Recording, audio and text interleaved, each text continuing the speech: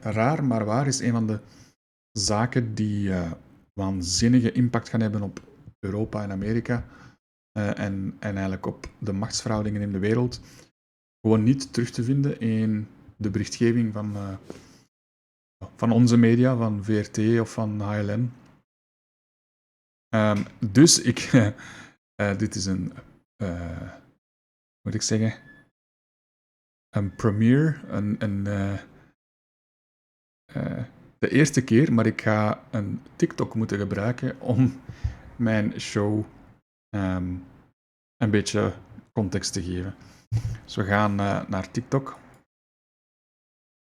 En we gaan eens luisteren naar wat volgens mij een superbelangrijk moment is voor kantelpunt voor Europa en Amerika.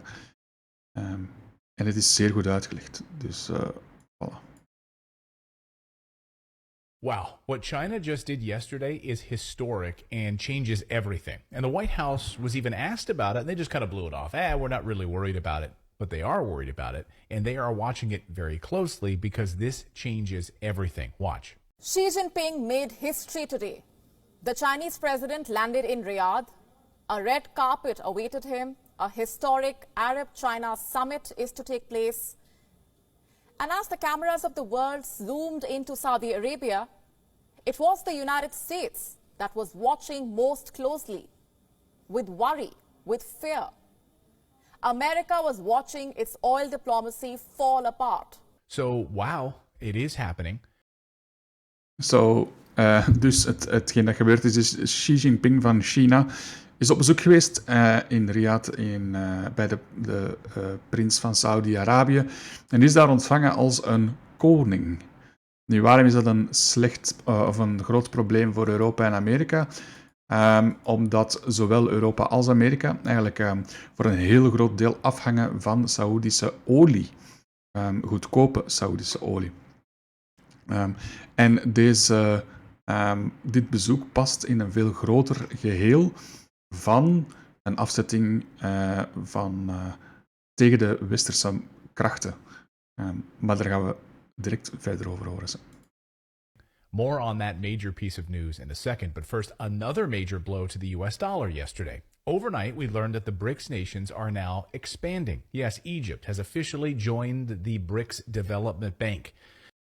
Dus Egypte heeft de BRICS Development Bank, is lid geworden daarvan.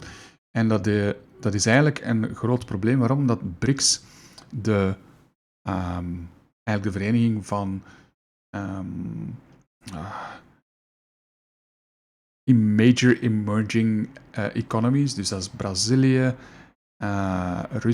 Rusland, China, India, ik denk ook Zuid-Afrika bijvoorbeeld. En die bank die probeert eigenlijk, ja, net zoals dat wij het IMF hebben, denk ik, ontwikkeling te stimuleren.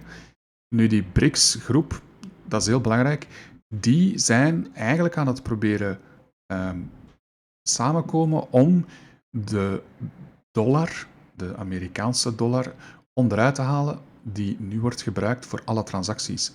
En ze willen zelf hun eigen munt oprichten, waarmee dat ze dan onder elkaar kunnen handelen, zodat ze niet meer afhankelijk zijn van Amerika. En dat is een gigantisch probleem voor Amerika. En dus Egypte is nu ook lid van de BRICS-bank.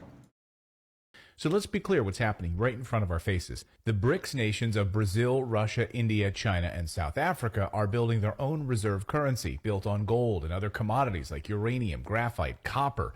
The United States dollar is built on debt and the nothing, just like the never-ending story.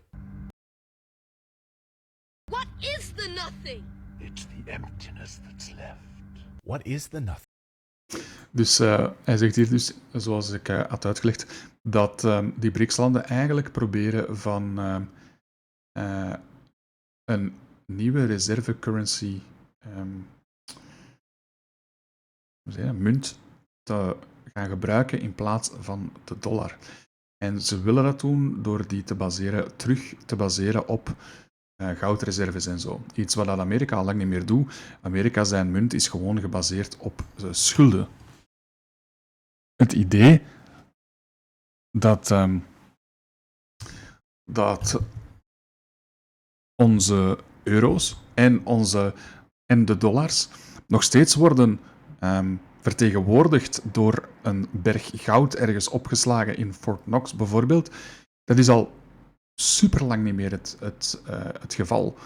Er wordt gewoon geld bijgedrukt. En bijgedrukt wil zeggen op een terminal ergens ingegeven. Hier is een paar miljard. Dat wordt doorgestuurd naar de bank en die ontvangt dat dan digitaal. En dus dat wordt zelfs niet meer gedrukt. Als je al het geld, het fysieke geld bijeen zou rapen in Amerika, alle dollars die er effectief gedrukt zijn, dan denk ik dat dat maar 3% is van het geld dat circuleert. En dus Amerika heeft altijd in een waanzinnige bevoorrechte positie gestaan, omdat zij eigenlijk zorgden dat heel de wereld in hun currency, dus met de dollar, betaalde voor goederen. En dat is iets waar dat de grote BRICS-landen nu van af willen stappen. Well, Atreyu, the nothing is a failure of Western hegemony, which is built on a house of cards. And now Egypt is applying for full membership in the BRICS alliance, but they're joining the bank piece of this first.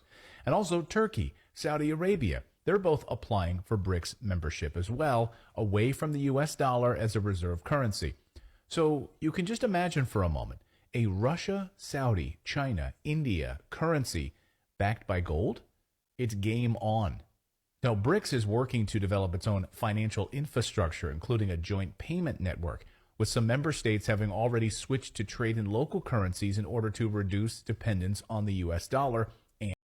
En dus een van de dingen die BRICS-naties aan het proberen doen zijn, is ook een eigen payment system, dus betalingssysteem, te gaan gebruiken. Waarom?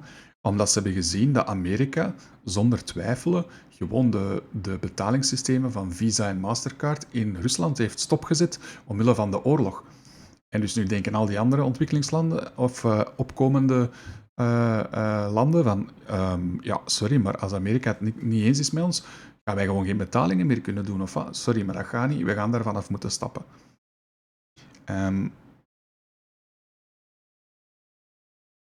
Dus ja, dat is een waanzinnig probleem als die dat effectief doen. Want, waanzinnig probleem. Voor die landen niet. Maar voor de invloed van het Westen, van Amerika en Europa op die landen, zou dat een gigantische krachtsverhoudingsverandering zijn. And the euro. The 5 BRICS economies currently account for more than 40% of the world's population and nearly a quarter of global GDP. So, guys, it's happening. And then you want to layer in Saudi Arabia and Turkey and Egypt. Again, this house of cards is falling. So this BRICS news is a huge piece of the story. So why is Saudi Arabia turning its back on the United States? Well, it can be traced back to one event, one big event, the start of the war in Ukraine. OPEC Plus and Saudi Arabia specifically warned the United States not to impose sanctions on Russia. They didn't listen. Europe didn't listen. Instead, they pig-headedly did the opposite, and we thought our relationship with Saudi Arabia would continue unabated. Well, dus wat er is gebeurd is, Saudi-Arabië heeft gezegd tegen Amerika en tegen Europa dat ze geen sancties mochten opleggen tegen Rusland. Ze hebben dat toch gedaan en dat is een van de redenen nu waarom dat zij hebben gekozen om de andere weg in te slaan en vooral te gaan samenwerken met de BRICS-landen. we'll just continue to buy your oil, send you weapons, and everything will be okay. Nope, not even close. In fact, this is a failure of the Biden administration of the highest order, and it will hurt America's ability to secure low-cost oil. Zoals ik al zei, dus doordat die partnership tussen Amerika en Saudi-Arabië aan het verslechteren is, gaat Amerika steeds meer en meer gaan moeten betalen voor zijn olie of ergens anders een goedkope bron van olie moeten vinden. En dat is een van die strategische problemen die ze nu hebben, doordat Xi Jinping in Saudi-Arabië die akkoorden is gaan afsluiten. Period. And John Kirby was asked about it, and he said, the Saudis love us. We'll go. We've got nothing to worry about. Clearly, We're better partners than they are. Forget those Chinese and those Russian partners. Who cares? So they're living in a fantasy world at the White House. So let's unpack why this is a game changer for the U.S. power dynamic. Now, President Xi Jinping never leaves his country. He's kind of like me, never leaving my house. He only leaves when he's making big deals to weaken the United States and strengthen China, meeting with Putin to create a new BRICS currency and leave behind the U.S. dollar, or flying to Kazakhstan, which he did. In September, President Xi flew to Kazakhstan to secure a huge oil guarantee for lower-cost petroleum for China, and also refined copper for making electronics. And in return, China will send electronics and shoes and manufactured clothing back to Kazakhstan. And now a trip to Saudi Arabia for Xi Jinping to line up massive amounts of oil for China. Now this comes just months after President Joe Biden bumbled his way through the Middle East and vowed in a speech during his visit to Saudi Arabia that the United States would not leave a vacuum in the Middle East to be filled by China, Russia, and Iran. Watch. Tomorrow, I'll also be laying out an affirmative framework for America's engagement in the Middle East to build on these important steps going forward. The bottom line is this trip is about, once again, positioning America in this region for the future. We are not going to leave a vacuum in the Middle East for Russia or China to fill. And we're Dus Biden heeft een tour gedaan in het Midden-Oosten, niet zo lang geleden. En daar heeft hij eigenlijk gezegd van kijk, wij gaan zeker geen plaats laten voor andere landen om een machtspositie in te nemen in het Midden-Oosten. Maar ja, dat blijken dus serieus loze woorden te zijn geweest. getting results. Saudi Arabia has traditionally been one of the U.S. closest partners in the region and relies heavily on American military aid. But now, of course, that's changing right before our eyes. The Saudis even launched jets and chemtrailed the skies with the colors of the Chinese flag. They didn't do that for the United States. The Saudis. Dus echt een heel goed punt vind ik persoonlijk om aan te tonen hoe groot verschil dat er is.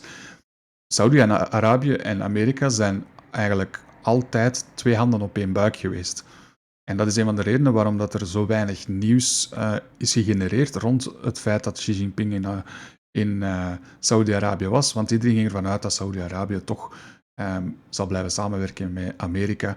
Maar als je dan ziet hoe dat de Amerikaanse president is ontvangen geweest en hoe dat Xi Jinping ontvangen is geweest, dan zie je dat daar serieus ongelooflijk veel meer moeite en respect is gestoken in Xi Jinping ontvangen dan Amerika. En dus dat vind ik een van de grootste telltale signs dat Amerika wel echt op hun tellen gaat moeten passen met Saudi-Arabië, die achter hun rug eigenlijk de andere kant zijn aan het kiezen. Love chemtrails and cloud seeding. What better way to welcome China than with a little rain from our cloud seeding program? So we've seen the Kingdom of Saudi Arabia give the middle finger to the United States over the past few weeks and openly build closer ties with China, its largest trading partner, and with Russia, and with whom it leads the OPEC Plus grouping. Want to know? Dus een van de zaken die ik in een van de vorige livestreams ook had verteld, was dat Amerika bijvoorbeeld had gevraagd om de productie op te voeren van olie en dat Saudi-Arabië ook gewoon nee heeft gezegd. Dus dat is ook weer een van de manieren waarop dat je kan zien dat Saudi-Arabië echt gewoon het geweer van schouder is aan het veranderen en mee wilt werken aan een wereld waarin dat Amerika niet meer centraal staat en de dollar niet meer centraal staat. Know just how bad it is? We've covered this more deeply in our show. I'll put a card here up on the screen up here for you guys to watch, where we actually went deeper into the Saudi Crown Prince story, ordering the execution of Washington Post reporter Jamal Khashoggi. And President Biden said during the campaign that he would treat Saudi Arabia like a pariah for this killing. We were not going to, in fact, sell more weapons to them. We were going to, in fact, make them pay the price and make them, in fact, the pariah that they are. Well, of course, that didn't happen. Instead, he flew to the Saudi kingdom, gave a fist bump to the prince, and just this week had a judge throw out the case against the prince. So he orders the... En deze is een heel mooie manier om aan te tonen dat Amerika wel degelijk doorheeft dat ze in de problemen zitten. Het gaat over Kamal Khashoggi. Ja, dus de New York Times reporter die door de prins op order van de Saudi-Arabische prins is vermoord geweest. En tijdens dat Biden in zijn verkiezingscampagne zat, had hij heel duidelijk gezegd van Saudi-Arabië wordt een paria en we gaan die geen wapens meer verkopen en die moeten op hun tellen passen, want die gaan moeten betalen voor wat ze hebben gedaan. En in de Middle East Tour die dat Biden nu heeft gedaan, is hij mooi op bezoek geweest, heeft hij een fistbumpje gegeven aan de opdrachtgever voor de moord van eigenlijk een Amerikaanse journalist. En dus daaruit zie je heel duidelijk dat Amerika wel degelijk bezig is of bang schrik heeft dat ze Saudi-Arabië aan het verliezen zijn. Als ze dat allemaal opzij willen schuiven om toch maar aan die goedkope olie te kunnen geraken. The killing of a journalist, an American journalist, and President Biden steps in and throws it away. So let's get this right. A U.S. journalist targeted for execution by the Saudi government. Biden said he would hold him accountable. Then he has the case thrown out. And the very same day, the Saudis sign a giant oil deal with the Chinese, therefore pushing the United States out of the way. I mean, this is a failure of the highest order for the Biden administration and also for justice. So what did China secure in this partnership with Saudi Arabia? Well, they signed 34 deals over the past 24 hours, including investments in solar panels, green energy, information technology, cloud services, transport, construction, but most notably, oil. It's a $30 billion agreement. Dus de vraag was dan, of wat er hier werd verteld was dan, wat heeft China dan uiteindelijk bereikt? Of wat is de deal tussen Saudi-Arabië en China? En dat gaat dus over heel veel verschillende zaken, waaronder technologieën, waaronder energiecontracten en vooral een contract over de olie natuurlijk. En ik denk dat het contract 34 miljard euro waard is.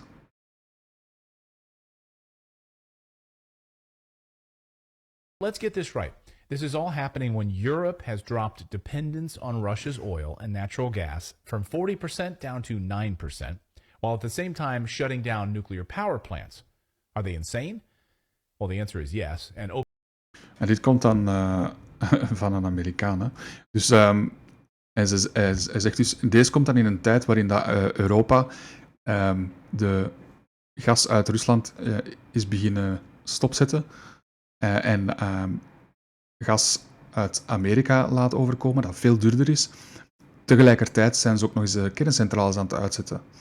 En hij zegt dus, ja, en terecht, dat echt absurd is dat wij dat doen als Europa. OPEC Plus just announced on Sunday that the production cut of oil is just beginning. Remember the one that they promised us back in October, where they would cut 2 million barrels of oil per day?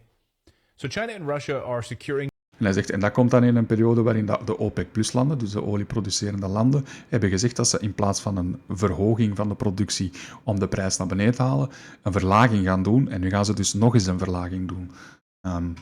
So, we are royally effed deze winter. Deals with Saudi Arabia, and Europe and the United States are getting screwed in the process. And as we've been covering, Europe is now paying triple the price to have liquid natural gas processed and shipped from the United States into Europe. Of course, the same with oil. So instead of a freaking pipeline coming directly from Russia, they instead blew it up, natural gas pipeline, and they're going to be putting oil and natural gas on ships and sending it across the ocean, because that makes a lot of sense. And worse, of course, Europe is now restarting its dirty coal-powered plants because it's shut down nuclear plants. They're doing this in UK and Germany, and as our friend Ralph Schulhammer points out, this is pure madness. En dus als gevolg daarvan zijn we in Europa dus in plaats van kerncentrales bij te bouwen of zo, of groene energie, nee, we zijn koolcentrales terug aan het heropstarten. Wat dus ja, absolute madness is met heel het klimaatverhaal en gewoon ook ja, in the grand scheme of things, waar zijn onze leiders eigenlijk mee bezig? The other point is, if you look at Germany at the moment, I mean, if it wouldn't be so sad, it would be hilarious. Currently, while we are talking, Germany's electricity production is one of the dirtiest in the world. It's dirtier than India, it's dirtier than South Africa. They're like number 170 out of 177 nations when it comes to CO2 emissions per kilowatt hour produced. because there is not a lot of wind and not a lot of sun at the moment. So where do they get electricity from? They get it from burning coal and they get it from burning gas, which is of course significantly more CO2 intensive. And they still insist on saying, no, we're going to close down nuclear. It makes no difference. And Putin could deal the death blow to Europe if he stops sending uranium. The U.S. produces no uranium right now, zero, and Europe is starting to see how important nuclear power is. But if Putin shuts down their supply of uranium, then we're truly in the dark ages. But the precious... En om dat allemaal nog eens, alsof dat dan nog niet erg genoeg is, heeft Poetin ook in Rusland eigenlijk een heel groot deel van de wereld uraniumproductie in handen. En dus als hem dat afsluit, ja, dan hebben we al helemaal een probleem. Zeker in een tijd waarin dat iedereen nu eigenlijk begint in te zien dat we eigenlijk meer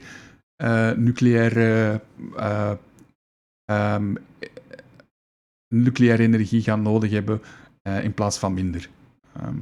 Dus dat maakt de situatie van Amerika, die geen uranium of te weinig uranium produceert, en Europa, die geen uranium produceert, nog groter. Precious minerals piece of the story is just as important because many of the minerals needed for nuclear energy come from China and Russia. In the United States, we have a shortage of these minerals to build nuclear reactors. So China will help provide these precious minerals to Saudi Arabia, and we are scrambling at home to try to get them out of the ground. So we will be watching this story very closely because it's incredibly important. Voilà, dat was het dus. Het belangrijkste nieuws van deze weekend is dus niet te vinden in de Belgische media. Ik snap echt niet hoe dat zo'n waanzinnig zot verhaal gewoon genegeerd wordt in onze media. Is dat expres? Is dat omdat ze de linken niet leggen? Ik weet het niet. Maar zoals dat je het hebt kunnen horen, is dat wel een waanzinnig belangrijk verhaal. We weten allemaal dat Amerika alles zal doen om zijn dollar te verdedigen. Dus dat belooft voor de toekomst.